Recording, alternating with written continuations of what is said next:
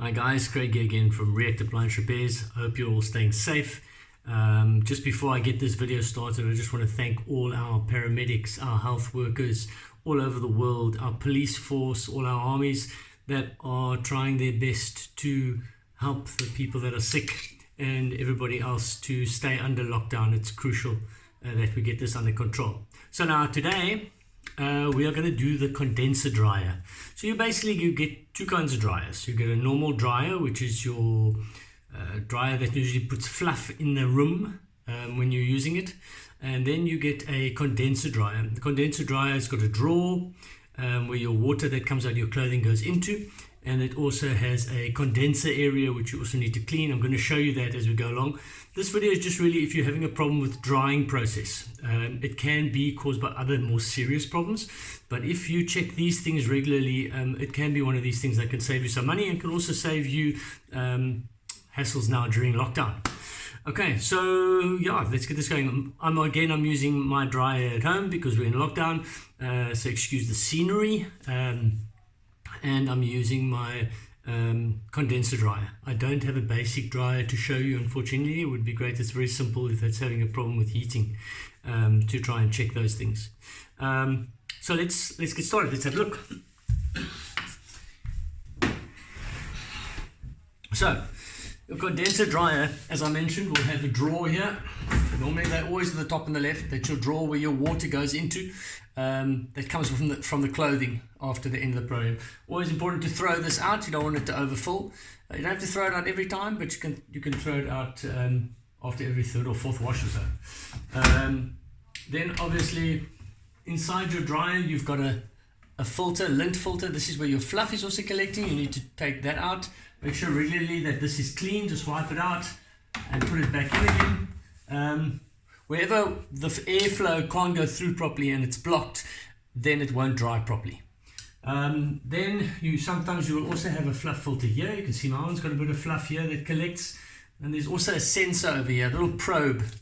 Sorry, there's a little probe down here. If you looked into here, you'll actually see that most of the dryers have got a little probe. Yeah, this one's sitting just here.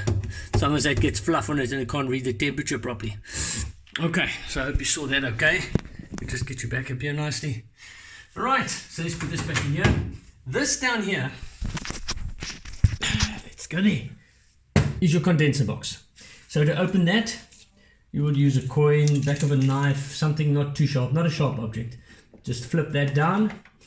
Then there's the cover for your condenser. This is usually your crucial part that people never know they need to check it or clean it out, or the domestics don't know to clean it out. And then they leave this to get so blocked up that your airflow can't go through there, and either it leaks water on the floor or it doesn't dry properly. So you unclip that, pretty self-explanatory. My one looks like it needs a clean. Unclip those clips and you pull your condenser drawer out. This you will rinse under the tap, either under your hose pipe, rinse it all out, get it all nice and clean so that you can see through the fins. You need to be able to see through those fins.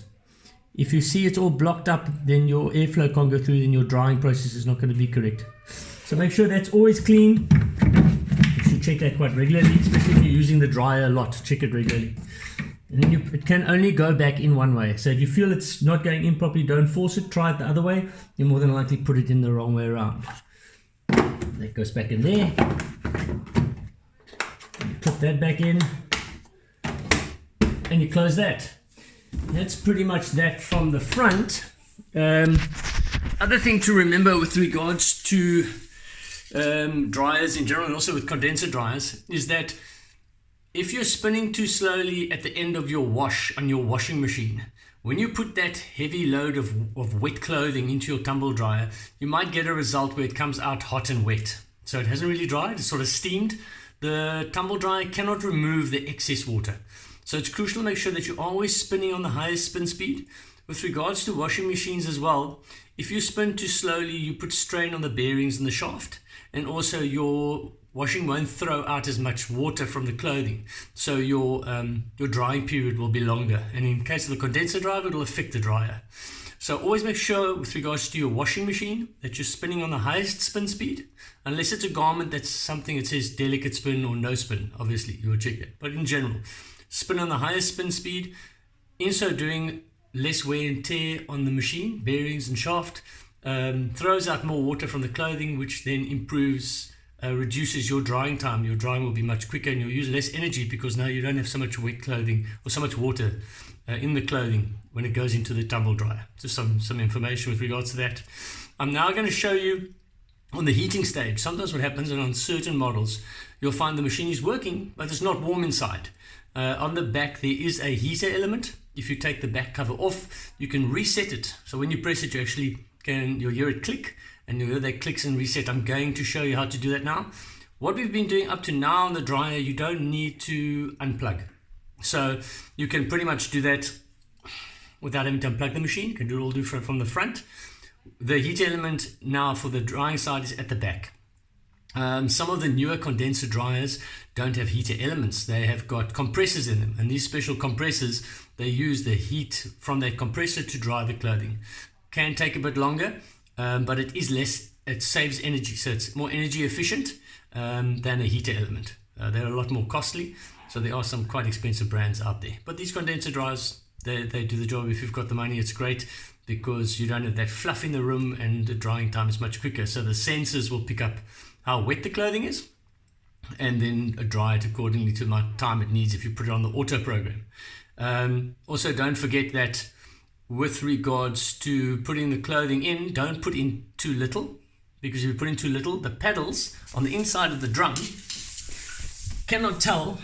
Let's just have a look here quickly at that. The paddles on the inside of the drum cannot sense the moisture. So you'll have paddles, different models will have it in different places. These sensors here pick up the moisture, and then they tell the machine, okay, it's quite dry inside. We can switch off from this auto program. We don't need to run for 2 hours. We can do it in an hour or hour and a half, or whatever the case may be. So just make sure that you don't underload the dryer, because then it also won't dry properly, and also don't want to overload. You put too much washing in, the machine's going to take strain. Okay, so let's just swing this around. Again, with regards to safety, you're going to unplug it. Safety always first. Always make sure you've taken the plug out. Then you know there's no issues. You'll see that around this is now your kidney cover for the heat element and your fan area at the back. There's screws in here that need to come out. You'll take all of these screws out. So I'm just going to stop the video, pause it quickly. Take those screws out because you don't want to watch me taking out 12 screws. It's kind of boring. And then we'll start it again and I'll show you the heater element.